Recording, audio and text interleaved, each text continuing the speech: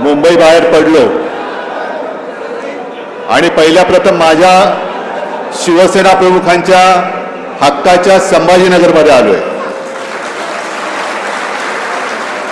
आणि या भेटीच्या निमित्ताने जमलेल्या सर्व शिवसेना प्रमुखांच्या कट्टर कडवट लढवय्या आणि अस्सल शिवसैनिक बांधवांनो भगिनींनो आणि मातांनो,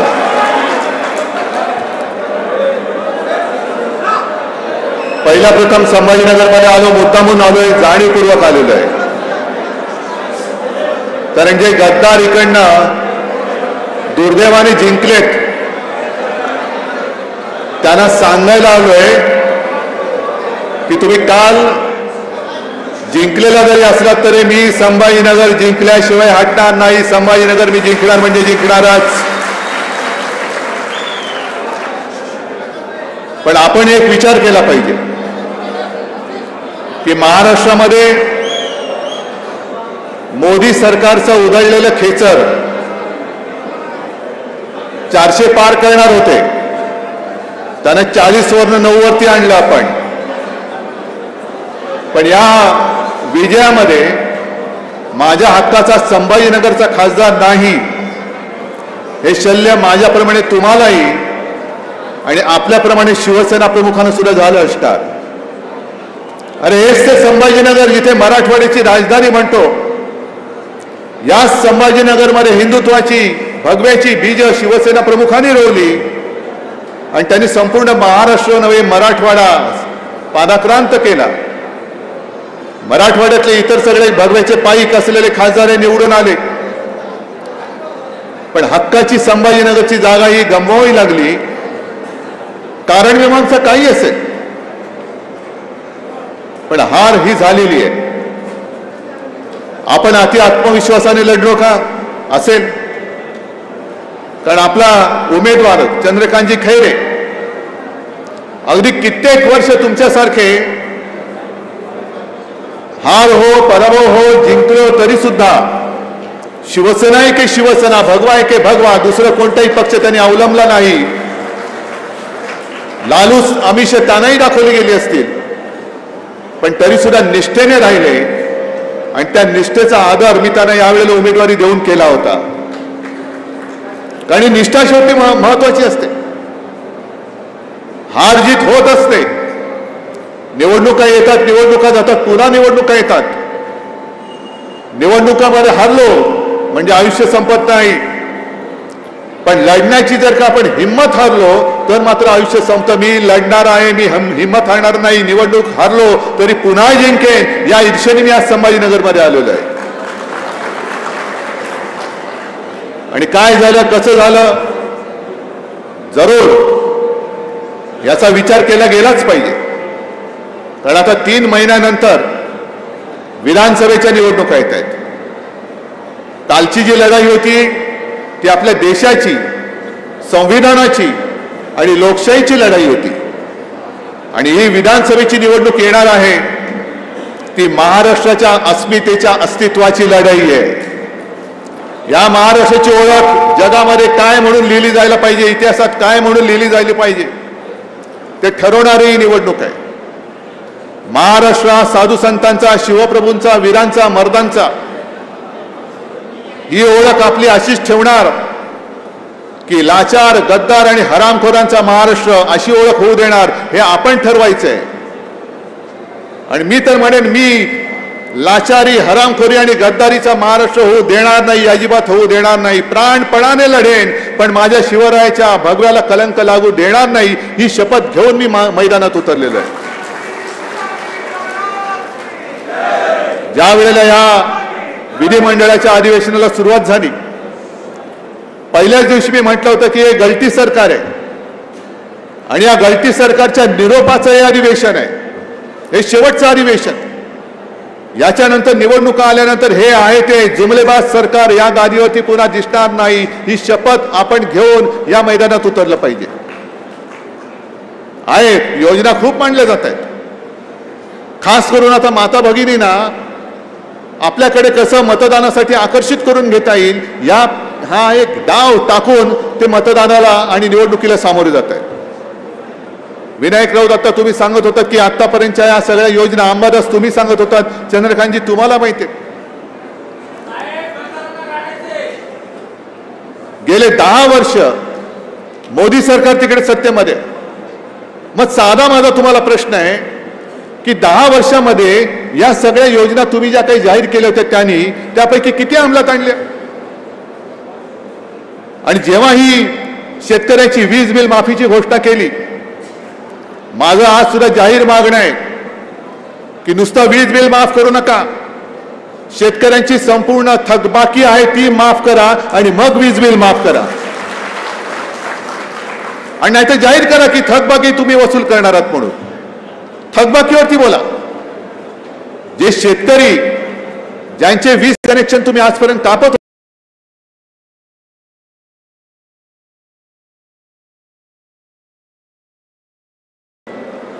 मग आता ती जी काही थकबाकी आहे ती सुद्धा याच अधिवेशनात अजून एक आठवडा आहे. जे सरकार म्हणून तिकडे बसलंय जुमलेबाज, त्यांनी जाहीर करावं की वीज बिल तर आम्ही माफ करतोच आहोत, पण थकबाकी सकट वीज बिल माफ करतोय. कारण हे काही काही अनुभव हे गेल्या काही वर्षात आपल्याला आलेले आहेत. हेच ते संभाजीनगर साधारणतः किती साल असेल कल्पना नाही, सुशील कुमार शिंदे मुख्यमंत्री होते आणि शिवसेना प्रमुखांनी जाहीर केलं होतं की आमचं सरकार आल्यानंतर आम्ही शेतकऱ्याचं वीज बिल माफ करू, ही घोषणा केली. संपूर्ण महाराष्ट्रामध्ये एक लाट उसळली. सुशील कुमार शिंदेनी काय केलं? ताबडतोब वीज बिल माफीचं धोरणच जाहीर केलं, निर्णय घेतला. ऐन निवडणुकीच्या काळात शेतकऱ्याला शून्य रकमेची बिलं गेली, निवडणुका झाल्या. जी मूळ कल्पना मांडली त्या शिवसेनेचा पराभव झाला. काँग्रेस राष्ट्रवादीचं सरकार पुन्हा सत्तेवर आलं. सुशील कुमारना पदावरनं पाय उतार व्हावं लागलं. विलासराव देशमुख मुख्यमंत्री झाले आणि विलासराव देशमुख मुख्यमंत्री झाल्यानंतर शून्य रकमेची वीज बिलं ही 1.5-2 महिन्यात निवडणुकीनंतर दाम दुपटीने यायला लागली. हे अनुभव तुमचा आहे की नाही हे मला तुम्ही सांगा. मग आता सुद्धा हेच चाललेलं आहे. जे मी नेहमी सांगतो की योजनांचा सुकाळ, योजनांचा अतिवृष्टी होते योजनांची, पण अंमलबजावणीचा दुष्काळ आहे. अनेक योजना या एवढ्यासाठी ते मांडतायत की यांचा पापाचा बुरखा जो तुम्ही जे अंबरस तुम्ही मांडलं ना, हाती घेऊ मशाल रे पाप जाळू खुशाल रे. अहो किती पाप जाळणार तुम्ही?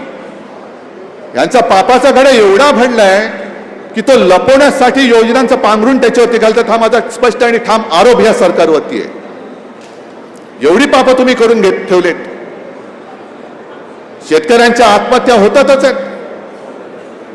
शेतकऱ्यांसाठी सुद्धा जी कर्जमुक्ती मी मुख्यमंत्री असताना केली होती आणि मी करून दाखवली होती, कोणी न मागता मी करून दाखवली होती. कदाचित तो राजकीय माझा मूर्खपणा असेल, कारण राजकारणामध्ये द्यायचं काहीच नसतं. नुसतं निवडणुका आल्यानंतर भुलवायचं असतं आणि निवडणुका झाल्या, आपलं इच्छित साध्य झालं की पुन्हा येणे माझ्या मागल्या. कोण तुम्ही? काय करणार तुम्ही? मोर्चे काढाल, बसलेत पोलीस तुमच्या डोक्यामध्ये लाठ्या आणायला. तुम्ही आणखीन करणार काय? उपोषण करणार? अरे उपोषित तर तुम्ही आहातच. आंदोलनाची तुमच्या पर्वा करणारच नाहीत ते. पण निवडणुका आल्यानंतर आता सुद्धा ज्या काही योजना जाहीर करतायत, या योजना केवळ आणि केवळ या निवडणुकीमध्ये त्यांची पापं लपवून जिंकण्यासाठी करतायत. हे तुम्हाला जर कळलं नसेल तर मग मी म्हणेन तुमचं आमचं नाही तर महाराष्ट्राचं दुर्भाग्य आहे. गेल्या वेळेला एक मी समजू शकतो की मशालीचा प्रचार सुरू करायला आपला थोडा उशीर झाला, कारण मशाल ही निशाणी निवडणुकीच्या दुसऱ्या टप्प्यात आपल्याला मिळाली.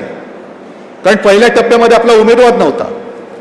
दुसऱ्या टप्प्यामध्ये जेव्हा यवतमाळचं आपले संजय देशमुख आणि बुलढाण्याचे नरेंद्र खेडकर यांना मशाल निशाणी मिळाली, त्याच्यानंतर आपण मशाल निशाणीचा प्रचार सुरू केला.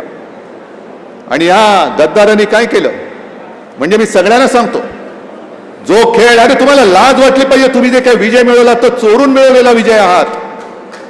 तुम्ही माझा पक्ष चोरून त्या नावावरती तुम्ही विजय मिळवलेला आहात. तुम्ही शिवसेना चोरलीत, तुम्ही आमचं धनुष्यबाण चोरलात. अरे माझ्या वडिलांचा फोटो, मी काढलेला फोटो लावून तुम्ही माझ्या वडिलांचा फोटो चोरून तुम्ही मत मागून विजयी झालेला आहात. अरे चोरट्यानो भामट्यानो, तुमचा विजय हा खरा विजय नाहीये. आपल्या बाबतीत जो खेळ केला तोच त्यांनी राष्ट्रवादीच्या बाबतीत केला. पवार साहेबांचं सुद्धा राष्ट्रवादी पक्षात चोरून दुसऱ्याला दिला, चिन्ह पण त्यांना दिलं आणि परत पवार साहेबांचा फोटो ते वापरायला लागले. मग तुम्ही म्हणाल जसं पवार साहेबांनी कोर्टात जाऊन त्यांना बंदी केली तसं तुम्ही का नाही केलं? तुम्हाला कोणी अडवलं होतं? बरोबर आहे तुमचा प्रश्न. पण महत्वाचा फरक हा आहे की आपल्या शिवसेना प्रमुखांचं नाव, हिंदू हृदय सम्राटांचं नाव त्यांनी राष्ट्रपुरुषांच्या यादीत टाकले.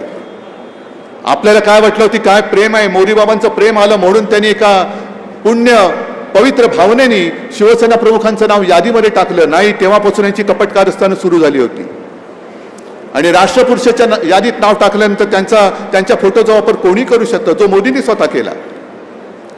पवार साहेब आज आहेत आणि पवार साहेब जिकडे उभे राहतील तो पक्ष हे जनतेला कळतं. पण ग्रामीण भागात आणि शहरामध्ये सुद्धा हिंदू हृदय सम्राटांचा फोटो लावायचा, खाली धनुष्यबाण लावायचं आणि बाळासाहेबांचं धनुष्यबाण म्हणून मतं मागून तुम्ही लोकांना फसवून निवडून आलेला आहात. मग मला अभिमान आहे. मी बाळासाहेबांचे संस्कार घेऊन, तुम्ही चोरलेलं धनुष्यबाण घेऊन सुद्धा मी मशाल घेऊन तुमच्या समोर जे काही लढाई आहे ती लढून दाखवलेली आहे आणि जिंकून दाखवलेली आहे. आता आपल्याला कोणी थांबवू शकत नाही. कारण अनेकांना हा प्रश्न होता आणि मला सुद्धा काही जणांनी सांगितलं, शहरी लोकांनी सांगितलं, अगदी हिंदी भाषिक अमराठी लोकांनी सांगितलं, उद्धव जी हम तो आपको वोट देना चाहते थे लेकिन क्या करे गलती से बो एंड एरो का बटन दबाया. मग त्यांना कळलं अरे बो एंड एरो आता यांचं नाही, आता यांची मशाल आहे. आता हा संभ्रम दूर झालेला आहे. आता मशाल आणि मशाल घेऊन गावागावात जा आणि जिथे जिथे यांचे पाप असेल, जिथे जिथे यांचा अन्याय असेल तो अशी मतजागृती तुम्ही करा की त्या मतांच्या माध्यमातून हे सरकार आणि यांची पापं ही खुशाल जाळून टाका. तुम्ही निवडणुकीत यांची पापं जाळून टाका. पण हा संभाजीनगर हा जिल्हा आहे. आता सुद्धा इकडे काही गुंठेवारीचे प्रश्न घेऊन बोर्ड घेऊन लोक उभी आहेत. पण मी मुख्यमंत्री असताना शहरातला गुंठेवारीचा प्रश्न सोडवला होता की नव्हता हे सांगा. समांतर जलवाहिनीचा प्रश्न सोडवला होता की नव्हता? रस्त्याची कामं केली होती की नव्हती? उद्यानं सुद्धा आपण करत होतो की नव्हतो? मग ही सगळी कामं करून सुद्धा काय आपण कुठे कमी पडलो? हा माझा प्रश्न जसा तुम्हाला आहे तसा तुम्ही जनतेला विचारा.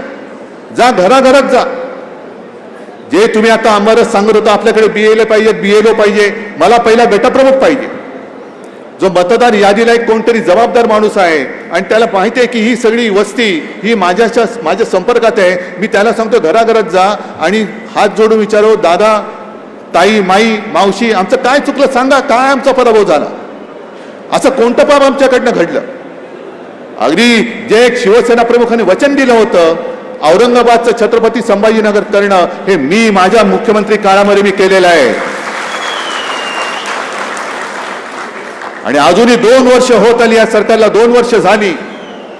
विमानतळावरती उतरल्यानंतर सुद्धा त्या विमानतळाचं नाव औरंगाबाद विमानतळ आहे. तो ठराव आम्ही कधीच मंजूर केला होता, छत्रपती संभाजी महाराज विमानतळ. का बदललं नाही तुम्ही? आम्ही केलेल्या कामाची श्रेय तुम्हाला घेताना लाज वाटत नाही? मी या शहराचं आणि या जिल्ह्याचं नामकरण केलेलं आहे. जिल्ह्याचं नामकरण अजून झालेलं नाही. अजूनही लोकसभा मतदारसंघाचं नामांतर झालेलं नाही. अजूनही त्या यादीत या मतदारसंघाचं नाव मला वाटतं औरंगाबाद असंच ठेवलेलं आहे. मग केलं काय तुम्ही 2 वर्ष? संपूर्णपणे थापा मारायच्या आणि पुढे जायचं. आता सुद्धा ही सगळी पापं मी बोललो ना तुम्हाला. योजना एवढ्या टाकायच्या. ठीक आहे ना, महिलांसाठी योजना आणल्या, मी त्याचं स्वागत करतो. जरूर महिलांसाठी तुम्ही योजना आणा, पण माझ्या युवकांसाठी योजना काय आहेत? आज सुद्धा जे शेतकरी आत्महत्या करावी लागते, त्या घरातला वंशाचा दिवा विझल्यानंतर तुमची जी काही योजना आहे ती योजना त्याच्यामध्ये तो गेलेला दिवा, विझलेला दिवा पुन्हा पेटवू शकणार आहे? बेकारांचे तांडेच्या तांडे रस्त्याने फिरतायत, रोजीरोटीचा पत्ता नाही. महाराष्ट्रातले उद्योग तुम्ही गुजरातला घेऊन जाताय. गुजरातला घेऊन गेले तरी देखील आमच्या डोळ्यात देखत माझ्या महाराष्ट्राचं असं सगळी वाताहत होत असताना आम्ही मोदी गॅरंटी सुद्धा आम्ही धुडकावून लावली. यांच्या गद्दारांच्या गॅरंटीला आपण बळी पडणार आहोत. मोदी गॅरंटी कसली गॅरंटी? पाप, आपण म्हणतो ना पाप झालं खुशाल रे. मोदी म्हणतात पाप करा खुशाल रे आणि हातीमध्ये भाजपा रे. पाप करा आणि भाजपात या. कालच एका आपल्या गद्दाराला क्लीन चिट देऊन टाकलेली आहे. पाप करा, पण तुम्ही तिकडे राहिलात तर तुम्ही पापी आहात. आमच्या गटारगंगेत जर का डुबकी मारली तर तुम्ही पुण्यवान आहात, हे तुम्हाला मान्य, हे तुम्हाला पटते आणि ही महाराष्ट्राची ओळख आपण करून द्यायची. जी तुम्ही योजना आणलेत सगळीकडे, मला माहिती मिळते महिलांची गर्दी उसळले, चांगली गोष्ट आहे. पण त्याच घरामध्ये तुम्ही बहीण भावामध्ये जे वितुष्ट आणताय, भाऊ बेकार फिरतोय, मुलगा बेकार फिरतोय, शिकलाय, मुलींना शिक्षणाची सोय केली मोफत, मुलांना सुद्धा करा, दोघांनी आता भेदभाव करू नका. अरे तुम्ही राजकारणामध्ये घर फोडणारी माणसात आमचं घर फोडलं, आमचं कुटुंब फोडायचा प्रयत्न करताय, पक्ष फोडलात, पवारांचं कुटुंब फोडलात, आता जनतेची कुटुंब फोडताय तुम्ही. घराघरामध्ये तुम्ही असं वितुष्ट आणताय. का करायचं तर सगळ्यांसाठी करा. आता तुमचं डबल इंजिन सरकार तिकडे बसलेत, मोदीजी बसलेत तिकडे. अरे तुमच्या केंद्राचा आधार नसताना माझ्या शेतकऱ्यांना मी कर्जमुक्त केलं होतं. आता तुमचं केंद्रात तुमचं सरकार आहे, करा माझ्या शेतकऱ्याला कर्जमुक्त करा. एक तर शेतकऱ्याला हमीभाव मिळत नाही, त्याच्या सगळ्या शेती अवजारांवरती बी बियाणं खता सकट जीएसटी लावला जातोय. पिळून काढायचं, हक्काचं द्यायचं नाही आणि उपकार केल्यासारखं काहीतरी तुमच्या तोंडावरती फेकायचं. हा भीक मागण्याचा प्रकार यापूर्वी महाराष्ट्रामध्ये कधी झाला नव्हता आणि यापुढे सुद्धा आम्ही होऊ देणार नाही. महाराष्ट्र स्वाभिमानी आहे. अरे छत्रपती शिवाजी महाराज की जय आम्ही एवढ्या वर्षानंतर सुद्धा बोलतो आणि हजारो वर्ष लाखो वर्ष बोलत राहू का? कारण तुम्ही विचार करा, जसं आज काही जण मला काहीतरी पाहिजे म्हणून भाजपात जात आहेत, तसं छत्रपती शिवाजी महाराज सुद्धा जाऊ शकले असते की नसते? मिळाली असती सुभेदारी?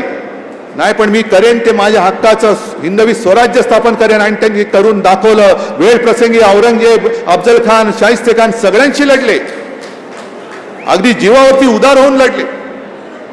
साधा विचार करा, अफजल खानाच्या भेटीच्या वेळेला जर महाराज बेसावतपणाने गेले असते, चिलखत घातलं नसतं, तर महाराजांची हालत काय झाली असती?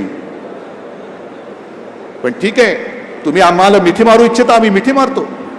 पण विश्वासघाताने पाठीत वार कराल तर मग मात्र आम्ही वाघ नख काढून तुमचा कोथळा बाहेर काढतो आणि तो काढावा लागेल. हे शिवाजी महाराजांनी शिकवलं. नहीं तो अफजल खान आला असता, हाँ क्या है, नहीं वो आपको बादशाह ने बुलाए, वो आपको वो सुभेदारी दे पाटील की देना चाहते, गेले असते. आपलं काय झालं असतं, महाराष्ट्राचं काय झालं असतं? आणि म्हणून छत्रपती शिवाजी महाराज जे लढले ते स्वतःसाठी नाही लढले. इतक्या वर्षानंतर सुद्धा आपण त्यांना दैवत मानतो, ते आपल्यासाठी लढले. आज जरी ते आपल्यात नसले तरी आपल्यासाठी त्यांनी केलेलं हे सगळं कर्तृत्व, हे जर का आपण विसरून यांच्या नादी लागून लाचारी पत्करणार असू तर मग मात्र छत्रपती शिवाजी महाराज की जय बोलू नका अजिबात. आज एका बाजूला संपूर्ण जुमलेबाजीचं सरकार आहे, निवडणुका तोंडावर आहेत, देण्यासारखं काही नाही, थापा आणि थापाच देत आहे. पण दुसरा एक महत्वाचा भाग आहे, त्याच्यावर मी आज जरूर पहिला प्रथम बोलणार आहे. आरक्षणावरती मी आज जाहीर बोलणार आहे. आरक्षणावरती मी जाहीर बोलणार आहे, कारण हा महाराष्ट्र माझा आहे. या महाराष्ट्रातला प्रत्येक बांधव, प्रत्येक भगिनी माझी भगिनी आहे, बांधव आहे.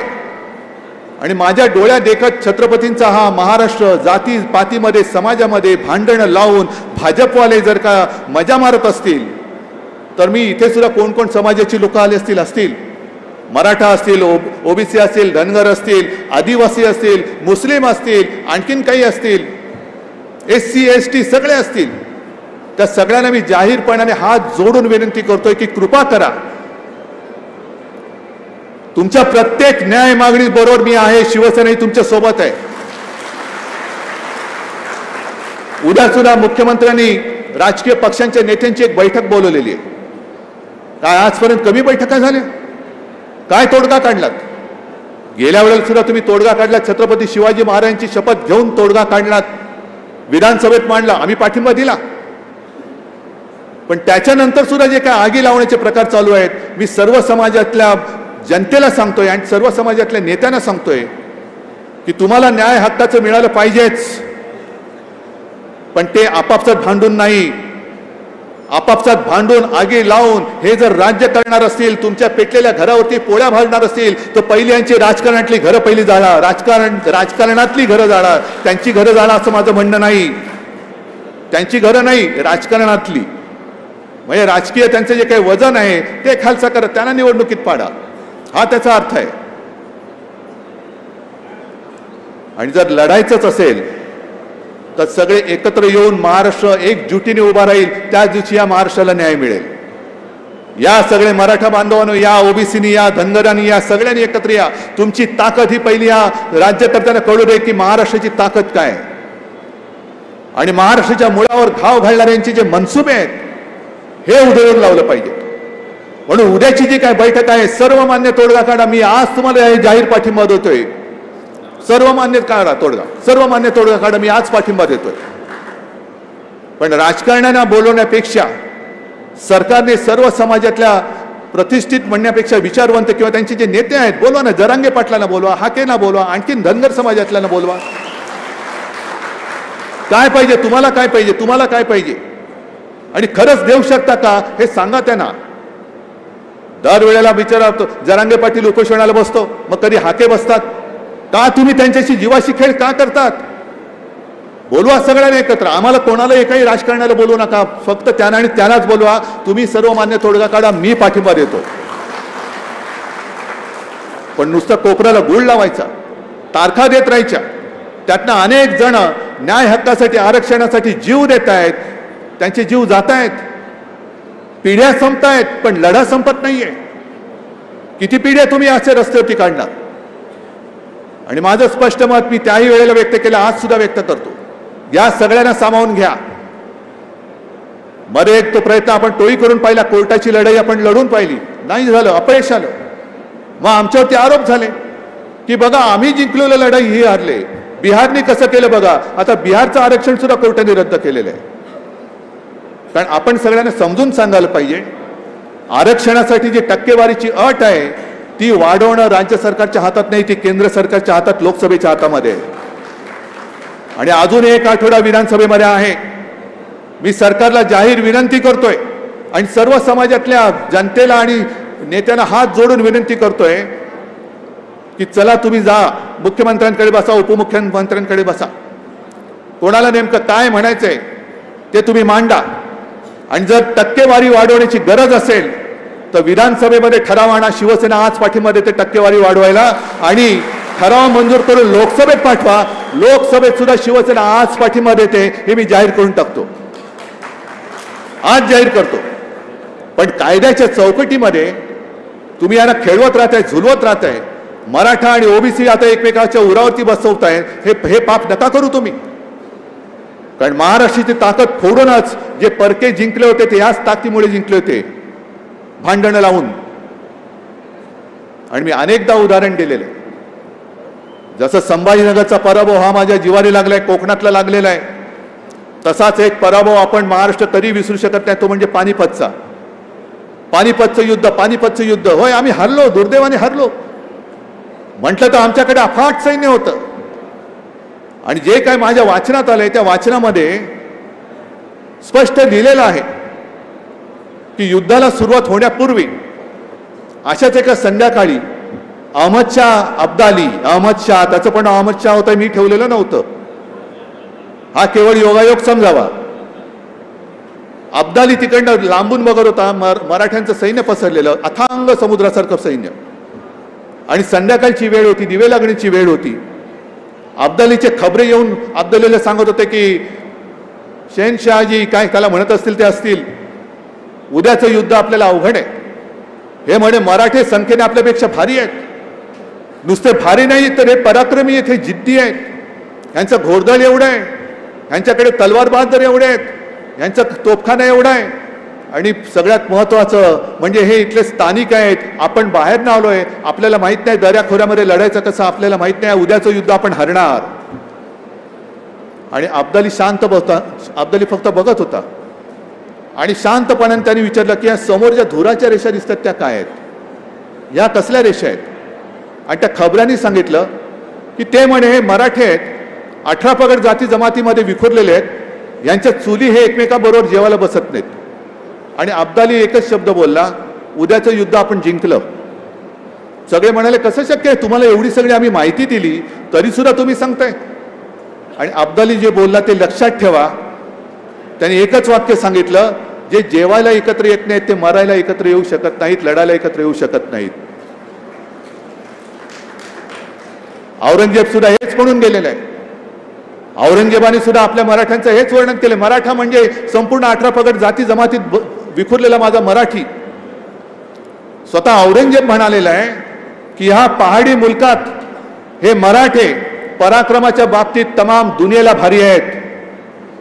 अरे इथे पराक्रम शिकवावंच लागत नाही. इथे तर दौताला सुद्धा भाल्याची पाते फुटतात एवढे सगळे मर्द आणि लढवय्ये मराठे आहेत. फक्त म्हणे इथे दुहीची बीज खडकावर नुसती भिरकावली तरी ती एवढी रुजतात आणि एवढी फोफावतात की पाहता पाहता तमाम दौलत तबाह करून टाकतात. हे आपलं वर्णन, हे आपली बलस्थानं कोणती आणि कमकुवत स्थानं कोणती ही इतिहासामध्ये अब्दाली आणि औरंगजेबाने सांगून ठेवले. तेच आत्ताच्या घडीतले औरंगजेब आणि अब्दाली मराठी माणसामध्ये भेद करून समाजात आगी लावून जर माझ्या महाराष्ट्राची, शिवप्रभूंच्या महाराष्ट्राची वाताहत करत असतील तर मी गप्प बसू शकत नाही. हे समजून घ्या जरा. आपण सगळे एकत्र आलो तर आपली जी ताकद होईल. अरे कालच्या निवडणुकीमध्ये आपण यांना 40 वरून 9 वरती आणलं. जर तमाम महाराष्ट्र एकवटला तर यांना शून्यापेक्षाही खाली नेऊ आपण. किती दिवस तुम्ही यांच्या पोळ्या भाजायला देणार तुम्ही? म्हणून मराठा समाजाला सुद्धा माझं आवाहन आहे, अगदी जरांगे पाटलांना आवाहन आहे, ओबीसीला आवाहन आहे, सगळ्या धनगरांना आवाहन आहे की कृपा करा, एकमेकात भांडू नका, आपण एकत्र या. आता एक 4 दिवसापूर्वी मुंबईमध्ये सगळे विश्वविजेता संघ आल्यानंतर जी गर्दी उसळली होती, तुम्ही पाहिलं दृश्य? पाहिलं? जरा थांबा, बसा, माझं होऊ द्या. दृश्य पाहिलं तुम्ही? लाखो लोक रस्त्यावरती होती. मग लाखो लोक विजयोत्सव साजरा करायला एकत्र येऊ शकतात, तर आपण आपल्या न्याय हक्कासाठी सगळे लाखोपेक्षा करोडो लोक रस्त्यावरती येऊन यांना खाली गुडघ्यावरती आणू शकतो की नाही? का भांडतोय आपण? अरे ते दिल्लीमध्ये मजा मारणार, गावामध्ये तुम्ही आम्ही राहणार आहोत, जास्त करून तुम्ही, मी तर मुंबईकर आहे. पण हे पाप आपल्याकडनं जर का कोण करून घेत असेल, जसं शिवसेना फोडली आणि शिवसेनेचा पराभव करायला आपल्यातलाच एक गद्दार उभा केला आणि त्याला जिंकवला, तसंच मराठी माणसामध्ये, महाराष्ट्रामध्ये आपापसात भिडवून हे योजनांची काहीतरी सांगतायत. अरे योजना द्या तुम्ही, पण मग आरक्षण कधी देणार? न्याय हक्क कधी देणार? महाराष्ट्राला न्याय पाहिजे, उपकार नकोय, भीक नकोय. महाराष्ट्र हक्काचं मागतोय. न्याय हक्काचं आम्हाला द्या, आमच्या हक्काचं आहे. शिक्षण पाहिजे, जरूर पाहिजे. शिकल्यानंतर नोकऱ्या पाहिजेत. नोकऱ्या कुठेच सांगा आम्हाला. नुसतं घरोघरी जसं निवडणुकीच्या काळामध्ये आता कोणतरी बोललं ना, घराघरामध्ये पैसे वाटले गेले, तसं निवडणुकीच्या आधी तुम्ही फक्त पैसे वाटण्यासाठी या योजना काढणार असाल तर त्या योजनाचा स्वीकार तुम्ही करायचा की नाही हे तुम्ही ठरवायचंय. आज महाराष्ट्र पूर्णपणे भिकेला लावून मोदींच्या दारात उभा करण्याचं पाप हे गद्दार करतायत, हे लाचार करतायत. का? मी गद्दार झालो तरी चालेल, पण माझी खुर्ची जाता कामा नये. मी म्हणतो खुर्ची गेली तरी चालेल, पण मी गद्दारी करणार नाही. काढा खुर्ची,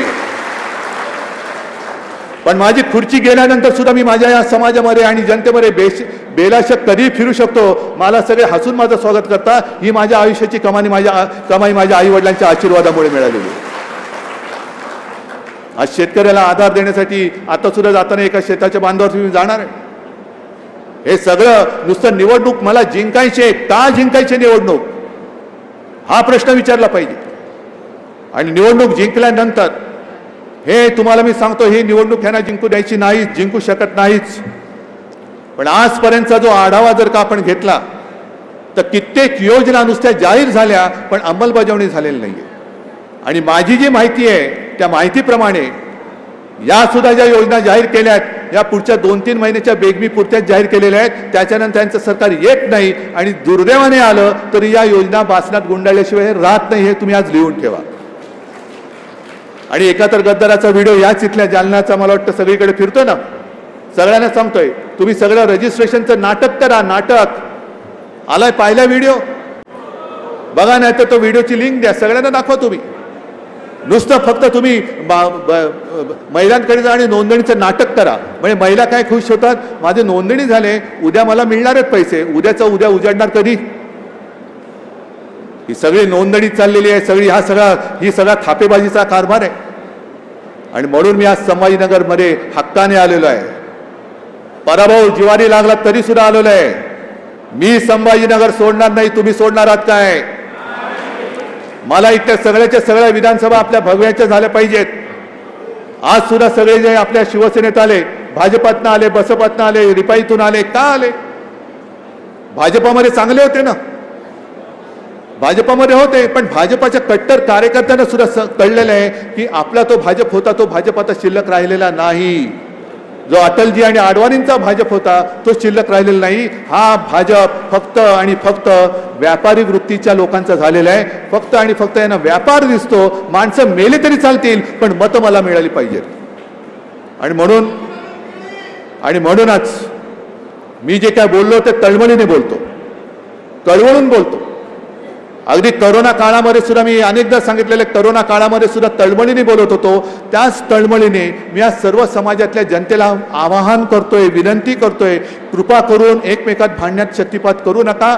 एकत्र होऊन एकजुटीने एकत्र व्हा आणि मग दिल्लीकरांना वाकून आपलं म्हणणं पदरात पाडून घ्या. तरच शिवरायाला सुद्धा अभिमान वाटेल, अरे काय माझे मराठे आज सुद्धा दिल्लीला नमवतात. आणि मला वाटतं बाकी जास्त मोठं प्रवचन देण्यापेक्षा आज मुद्दामून मी आलो ते हे आवाहन करण्यासाठीच आलो होतो. आणि मला वाटतं तुम्हाला पटलं असेल. पटलंय की नाही पटलंय? आपापसात भांडणार की जो आपल्यात भांडण लावतो त्याला गाडणार? मग सांगा, आपल्या गावागावात जाऊन सांगा. थांबा, तुम्ही तिकडे येऊन बोला. एक मिनिटावर तुम्हाला तिकडे येऊन बोला. तुम्ही गावागावात जा. एक तर यांच्या बोगस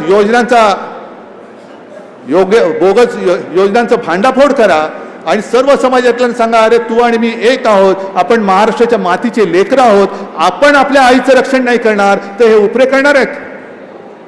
या उपऱ्यांवरती विश्वास ठेवू नका. आणि जे आपल्यात आगी लावतील, मी सगळ्यांना सांगतोय, त्यांना दूर ठेवा आणि महाराष्ट्राचं पावित्र्य राखा. सगळ्यांना धन्यवाद देतो, शुभेच्छा देतो. जय हिंद, जय महाराष्ट्र. धन्यवाद.